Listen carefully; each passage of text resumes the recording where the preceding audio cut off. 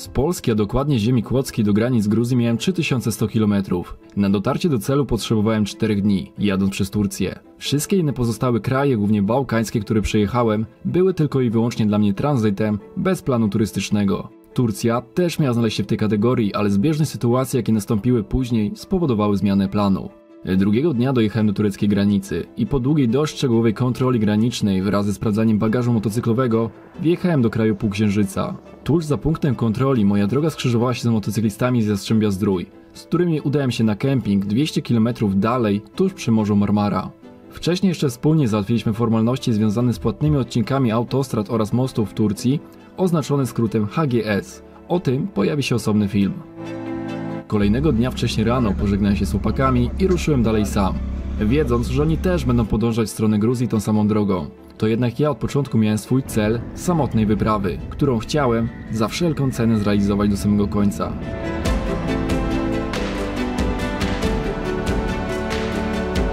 I tak przedzierając się przez zakorkowany Stambuł, o którym tak wiele słyszałem, musiałem stać się bardziej pewniejszy siebie przy impulsywnych, ciasnych manewrach pomiędzy samochodami oraz przy podłączaniu się pod jadące na sygnale pojazdy uprzywilejowane. Dzięki temu udało mi się w miarę szybko minąć dużą aglomerację i przedostać się mostem tuż nad cieśniną Bosfor na kontynentalną część Azji, żegnając się z tą europejską. Od teraz wszystko nabrało innych kolorów.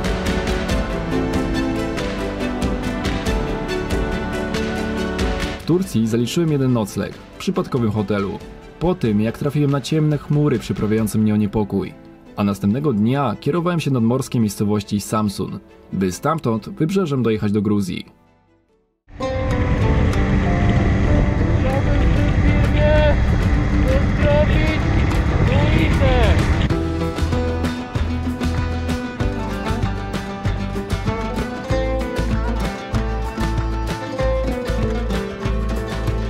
Turcja to duży kraj, który dotąd nie do końca był przeze mnie znany. Oczywiście rejony Antalai i Kapadocji znałem dość dobrze, ponieważ wielu moich znajomych urlopowiczów prezentowało je na swoich profilach. Nie widziałem tylko u nich zdjęć ze wschodniej Turcji, dlatego to wciąż była dla mnie taka mała zagadka i muszę przyznać, że pozytywnie mnie zaskoczyła.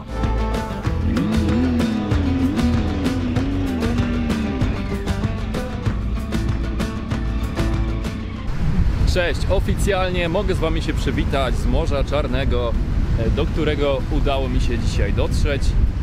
Stąd, w tym miejscu, gdzie jestem, do Gruzji zostało mi jakieś 500 km i dzisiaj będę starał się dotrzeć do Batumi, by znaleźć tam nocleg, no i trochę odpocząć, bo nie ukrywam, pokonywanie tylu kilometrów motocyklem siedząc jest już odczuwalne, chociażby na moim tyłku.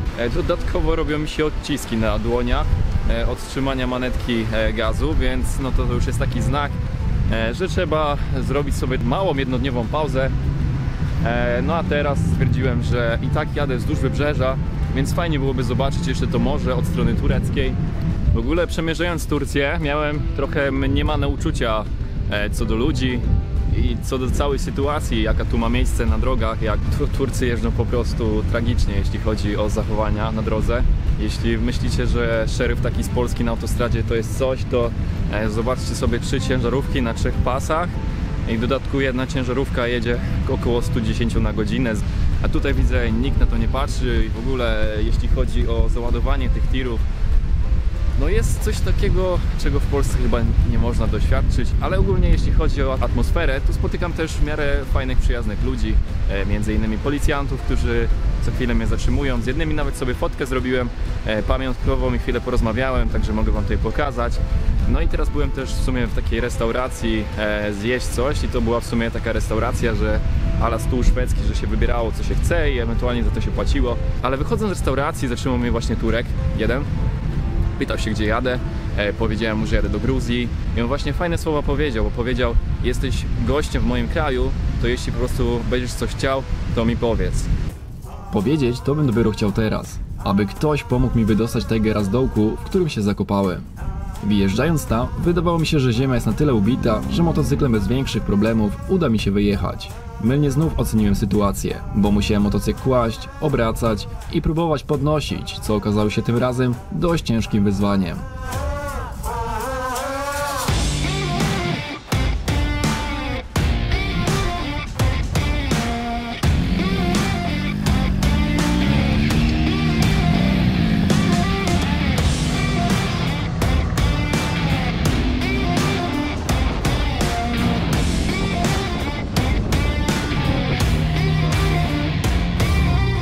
Do granicy gruzińskiej dotarłem po godzinie 22. Po okazaniu dokumentów, w tym obowiązkowego certyfikatu covidowego, który w moim przypadku datą skończył się kilka miesięcy temu, mogłem w końcu powiedzieć głośno garba dzioba.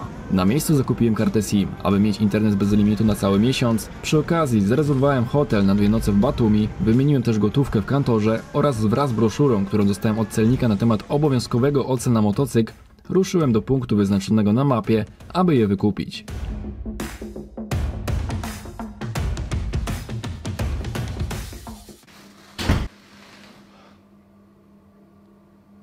Cześć, witajcie. Jest dzisiaj dzień 5 mojej podróży motocyklowej. Jestem w Gruzji.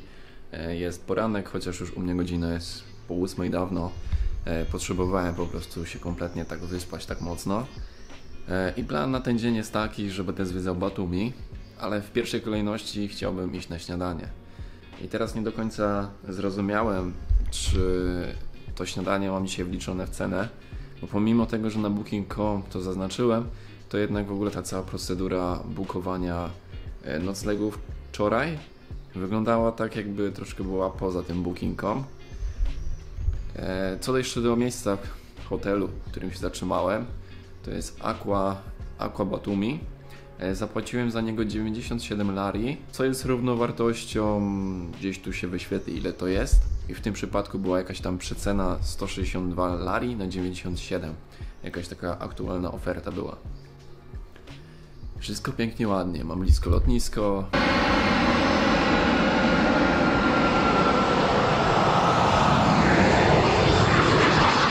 Mam blisko plażę. I to wszystko. Podalej mam wszędzie daleko. Do centrum mam jakieś 6 km. Żeby coś zjeść, też muszę iść dobre 4 km. Starałem się wybrać jak najtańszy, ale widziałem, że były tańsze. Tylko też mi chodziło o rezerwację i zameldowanie, o której godzinie. Bo ja na granicy byłem po 22 i wiedziałem, że większość hoteli ma na przykład zameldowanie do godziny 20, do godziny 18 i to też było dla mnie kluczowe, żeby jakoś się załapać. I tak naprawdę tutaj przyjeżdżając było zameldowanie do godziny 20, ale nie było z tym problemu, żebym się zameldował wcześniej, znaczy zameldował później. Co lepsze, była taka akcja, że podjechałem motocyklem pod hotel i wyszedł do mnie jakiś gościu i do mnie gada po angielsku.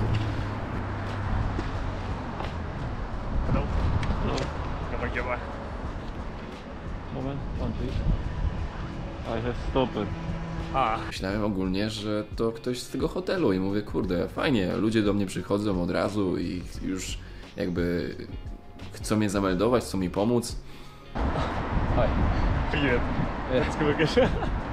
Блин, извини, я подумал, что ты мой курьер просто. Teraz już... Я понял. Polny. Polako.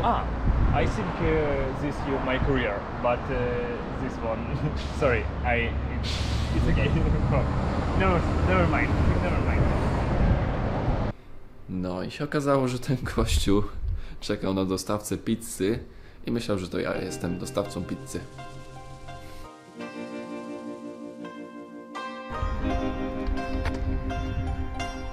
Batumi jest miastem, które znacząco odbiega od reszty kraju.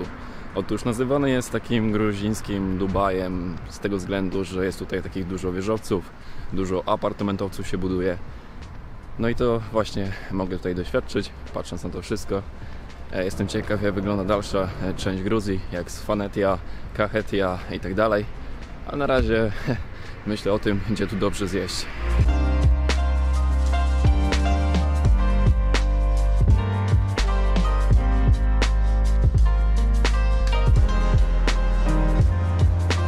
Batumi to zdecydowanie nie to, czego szukałem w Gruzji, ale uważałem, że warto jest zobaczyć miasto, które kontrastem odbiega od reszty kraju. W dodatku było tuż przy granicy, więc je potraktowałem jako bazę na jednodniowy odpoczynek. Nie miałem planu, jak zagospodarować wolny tutaj czas. Tym wszystkim kierowała mnie intuicja. Dzięki jej mocy za wysokich apartamentowców głównego deptaka pojawiły się zwykłe stare blokowiska. Najbardziej moją uwagę przykuło wiszące pranie, sznurkiem zaczepione o końce 2 budynków, kamieniczki zdobione kwiatami oraz flagami Gruzji, Europy, ale też i Ukrainy.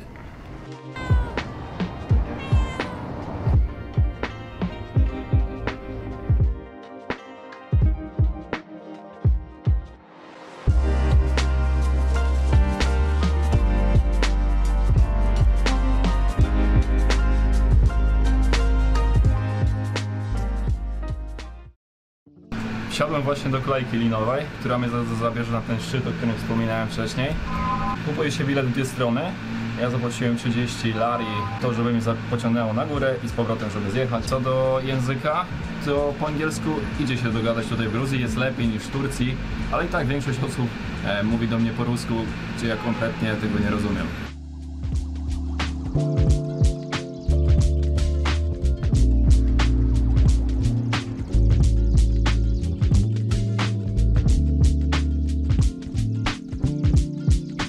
A jeszcze taka ciekawostka, mój hotel znajduje się na ulicy Lecha i Marii Kaczyńskich. Polacy są bardzo przyjaźnie witani przez Gruzinów. Myślę, że to też jest za sprawą tego, że w 2008 roku, kiedy Rosja zaatakowała właśnie Gruzję, to Polacy bardzo mocno się wstawili za Gruzją. Ówczesny właśnie rząd z prezydentem na czele, czyli Lechem Kaczyńskim. To właśnie pamiętam właśnie w tym filmie 5 dni wojny, kiedy na końcu są prezydenci różnych krajów, to właśnie pojawia się nasz zmarły już prezydent Lech Kaczyński.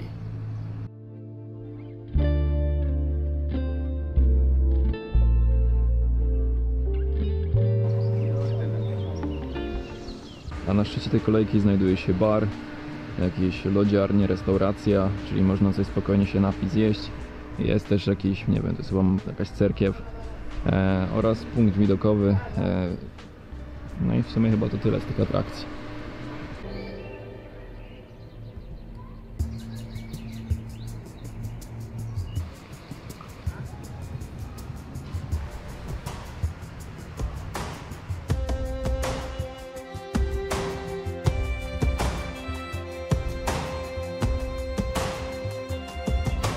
A tuż za moimi plecami symbol Batumi, czyli pomnik, statua zakazanej miłości Ali i Nino.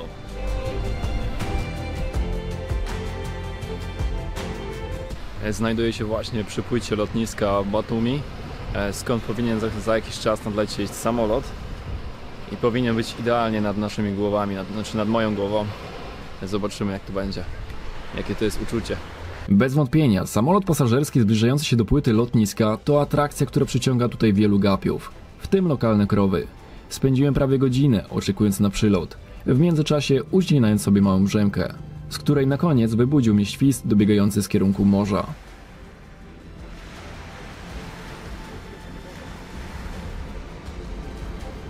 Kiedy samolot pojawił się na horyzoncie, dopadła mnie chwila niepewności, związanej z odpowiednim ustawieniem kamery, aby nagrać przylot.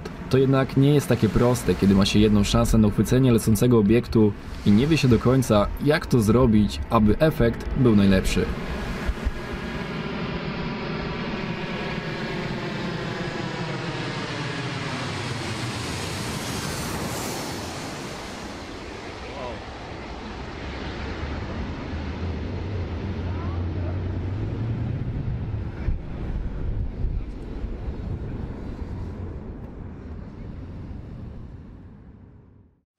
Kolejny dzień zapowiadał się znakomicie. Nareszcie przyszedł czas na to, aby opuścić gniazdo w Batumi i ruszyć w głąb Gruzji. Od momentu przyjazdu do tego kraju snułem w myślach o niezwykłej przygodzie, która mnie spotka w trakcie jej przeżywania.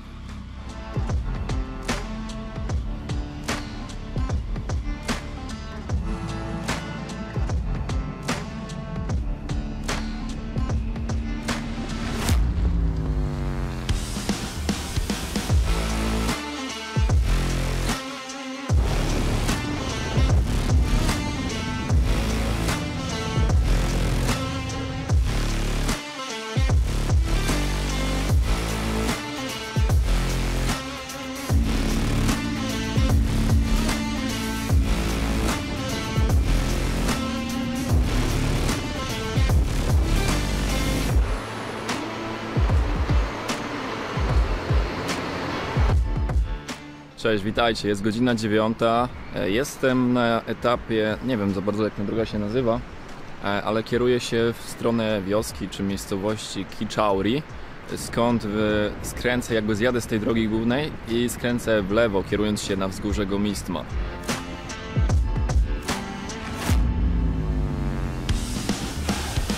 Trasa na dziś, jeśli chodzi o kilometry, to ma 160 km.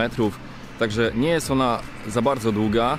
Spokojnie wyrobię się, jeśli chodzi o ten dzień, i tak mi się wydaje, że później, przynajmniej według mojego planu, dotrę z powrotem do wybrzeża.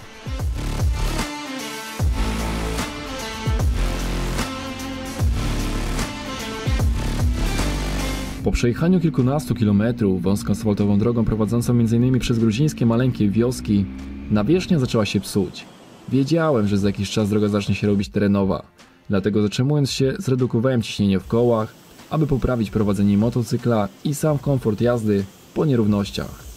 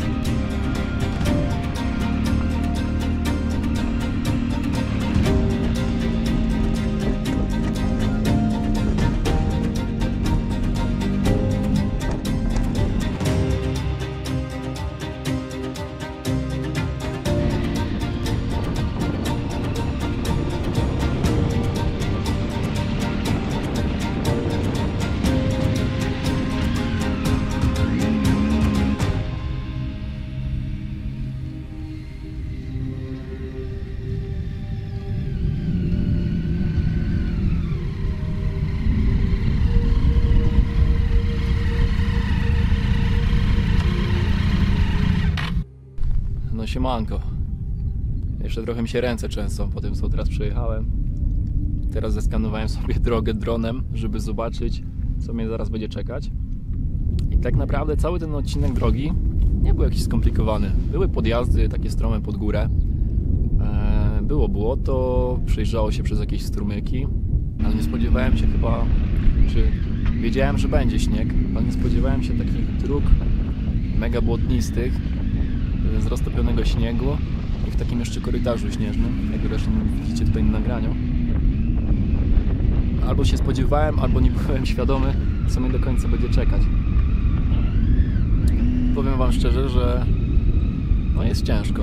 Jest ciężko, żeby jechać, zwłaszcza tym obładowanym klocem. ale opony dałem radę, bo w którymś miejscu się zakopałem. Zakopałem, nie mogłem ruszyć, więc musiałem dać jakby gaz do końca i iść, i tylko nogami się podpierałem, więc jakoś mi to poszło sprawnie. Do miejscowości do tej góry Gomistmo zostało mi 10 km, z tego przejechałem 5. Tam dalej jest właśnie też zaśnieżona cała droga. Będę jechał po prostu powoli, nie spieszył się. To jest jedyna opcja tak naprawdę, no bo nic mnie nie goni. Mam cały dzień, a jeśli nie dotrę na czas, to mam namiot i jakąś tam żywność do tego, żeby przeżyć, jeśli tak to mogę powiedzieć. No na pewno, co mogę powiedzieć dzisiaj? Jadąc samemu, pając się w takie tereny, nie jest to za bardzo rozsądne, tak jak dzisiaj do tego podchodzę. Zwłaszcza, że tak jak wspominałem wcześniej, ta droga jest mało uczęszczana chyba przez ludzi. Większość właśnie wybiera Mestie, Omalo, tamte tereny Małego Kaukazu. A ta góra, chyba że ten podjazd, od którego ja jadę, jest mało uczęszczany. No ale trzeba znać cenę tej przyjemności, czy tej niewygody. Na pewno będę miał o czym wspominać, bo zaczęła się moja niewygodna część wędrówki po Gruzji. Na własne życzenie tak naprawdę. Chyba w tym momencie czuję się naprawdę szczęśliwy. Pomimo tego, że za mną kawał ciężkiej drogi, przede mną kawał ciężkiej drogi, ale tak naprawdę ja się z tego śmieję, bo no trzeba do tego podchodzić naprawdę z humorem i mi się to udaje. Dotarłem do ziemi obiecanej. Dotarłem do tej Gruzji, do której chciałem dotrzeć. No i tu jestem, po prostu jestem. Jest dopiero 6. dzień, przede mną jeszcze z 20 dni może podróżowania, zwiedzania, poznawania tutejszej kultury, ziemi, ludzi, wiosek, miast. Po prostu coś cudownego. Także dziękuję sobie, dziękuję Wam.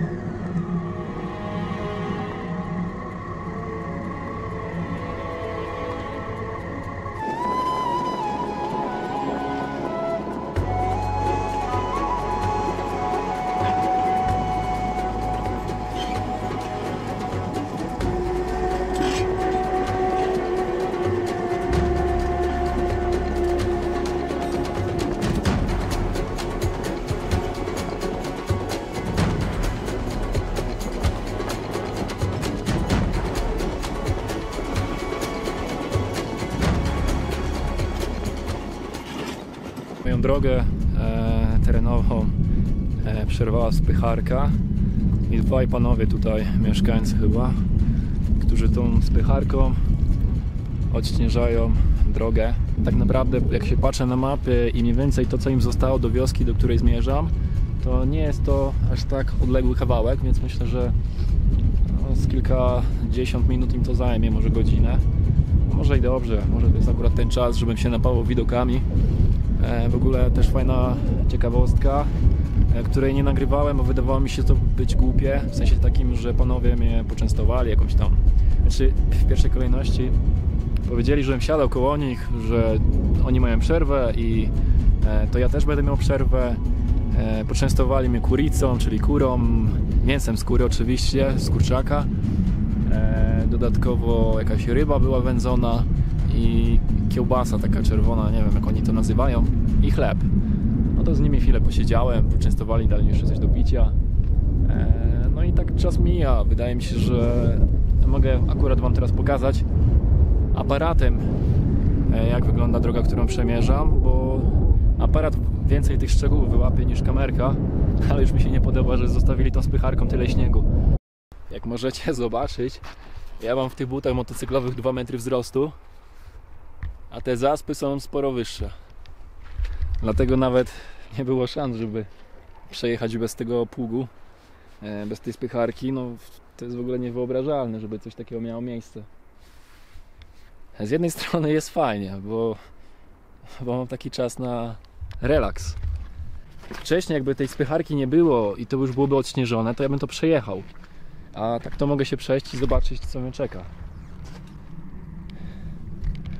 No jest ciekawie bynajmniej. Przynajmniej coś się dzieje. I tak jak wspominałem w jednym ze swoich tam filmów, że plany dobrze mieć, ale przychodzą takie sytuacje jak na przykład teraz i ja stoję, czekam, bo tak naprawdę no nie jestem w stanie nic zrobić i dzięki temu moje plany ulegną zmianie, bo czasowo się już chyba nie wyrobię do wybrzeża.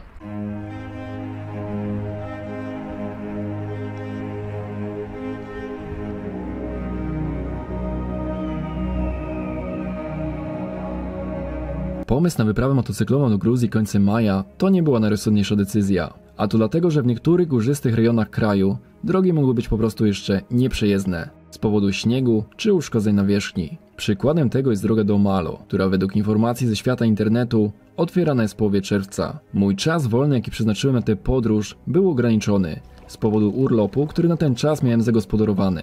Więc wyjazd w ten rejon świata od początku stał pod znakiem zapytania, czy wszystkie moje plany, jakie sobie wyznaczyłem, uda mi się zrealizować.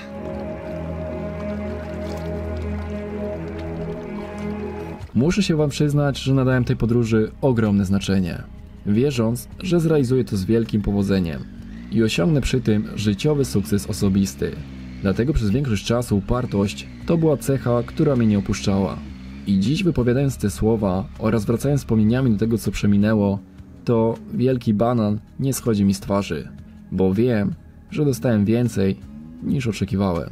Co zresztą zobaczycie w trakcie oglądania wszystkich odcinków, do których was serdecznie zapraszam.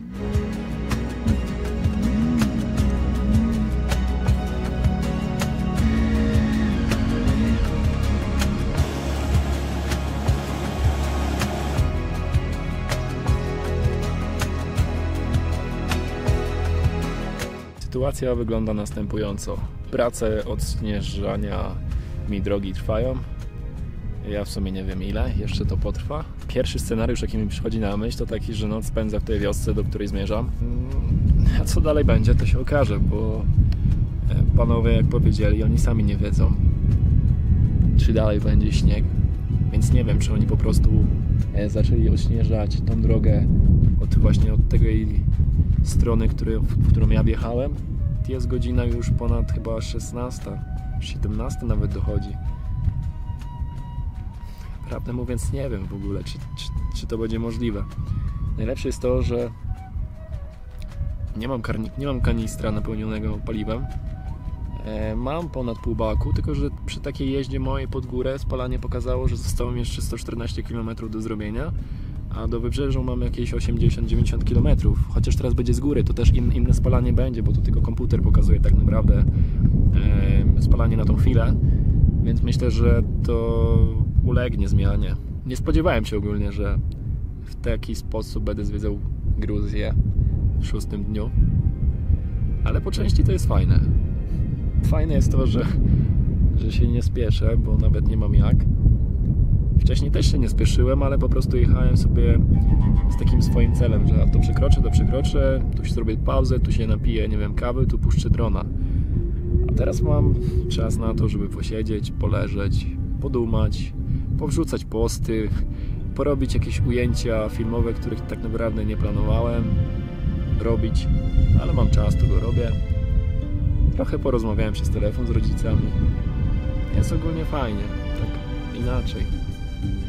Mam czas na to, by podziwiać Gruzję właśnie patrząc się na te góry.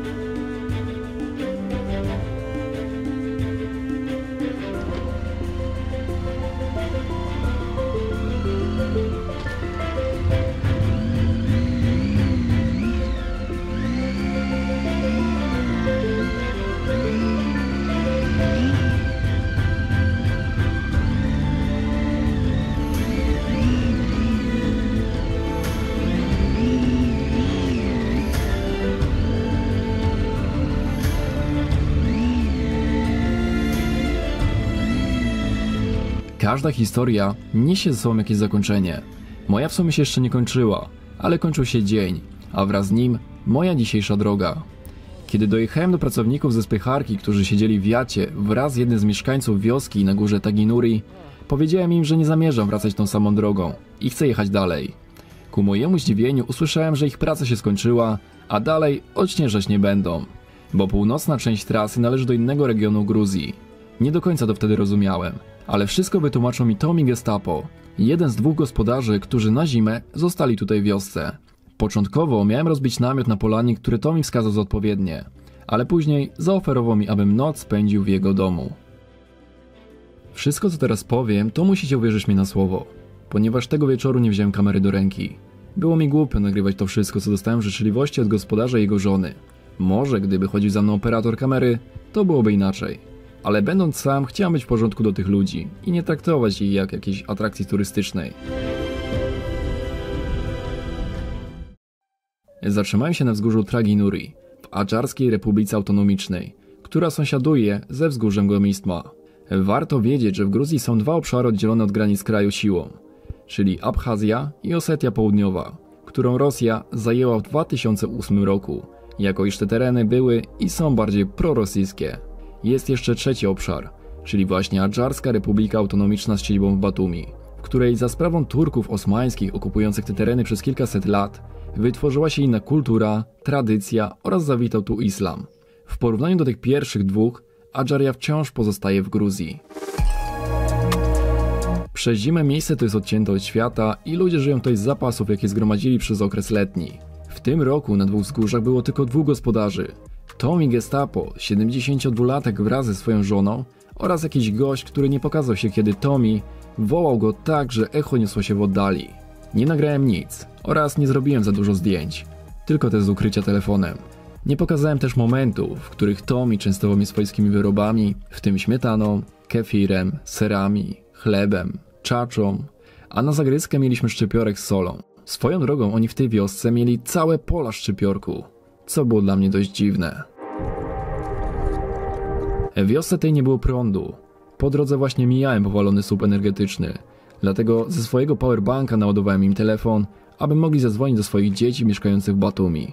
Miałem okazję rozmawiać po angielsku z ich córką, która dziwiła się, że motocyklem teraz dotarłem aż tam. Życie w takiej wiosce zimą, kiedy jest ona odcięta od świata, niesie ze sobą wiele nieprzyjemności. W tym też pojawił się problem z brakiem cukru, prawie jak w Polsce dziś. Ale ja go nie używam, więc im nie pomogłem. Zostawiłem natomiast całą paczkę kawy, aby mieli mały zapas. W sezonie letnim ludzie żyją tu z upraw roli, ziemniaków, herbaty, marihuany, która jest legalna w tym kraju, hodowli bydła, które miałem okazję szukać po wiosce, kiedy cielaki oddaliły się od zagrody. Pomogłem też rąbać drzewo, choć to mi pokazywał że jak na swój wiek jest wciąż sprawnie fizycznie, robiąc pajacyki i przysiady. Problem też mieli z wodą bieżącą, ponieważ z jednego źródła, które kropelkowało do wazonu, mieli wodę do wszystkiego, więc możecie sami się domyślać, jak bardzo tam mieli niewygodnie, a wciąż uśmiech nie znikał im z twarzy. Wieczorem, kiedy miałem iść spać, przynieśli mi miskę z wodą, abym umył sobie nogi, oraz śmiali się, że jestem pewnie czysty. Dali też pościel, kołdrę i na drewnianym łóżku położyłem się, a ci nakryli mnie jak małe dziecko, co było dla mnie niecodzienne, a zarazem czułem się trochę nieswojo, choć wiedziałem, że robią to z troską. No i tak zakończył się mój dzień. Dzień pełen wrażeń i prawdziwej życzliwości gruzińskich mieszkańców. W kolejnym odcinku moja droga poprowadzi mnie przez czarne piaski Morza Czarnego, z którego zaobserwuję liczne rozbłyski piorunów trafiające w tafle wody. Dla mnie to będzie nietuzinkowe zjawisko atmosferyczne, które przez najbliższy czas będzie mi towarzyszyć. Cholera, jestem w centrum burzy. Zarobiście. Ja tylko widzę, jak dookoła mnie się... Kurwa, te pioruny. Odwiedzę też kanion Okatse, do którego wbrew ostrzeżeniom mieszkańców dojadę motocyklem sam. W końcu nie ma dla mnie rzeczy niemożliwych.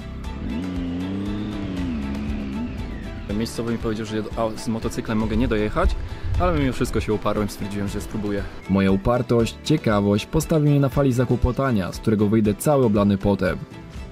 Dawno się tak nie cieszyłem jak dzisiaj. Jest mega. Już myślałem, że tu utknę. Oraz zatrzyma się w mieście Kutaisi, nazwą często wprawiające Polaków w małe śmieszki. Spędzę tam cały następny dzień, aby rozejrzeć się po zakamarkach, szukając nieoczywistych miejsc tego miasta. Oczywiście nie będę tam siedział cały dzień i ruszę motocyklem na małą objazdówkę po okolicach, pakując się finalnie w las.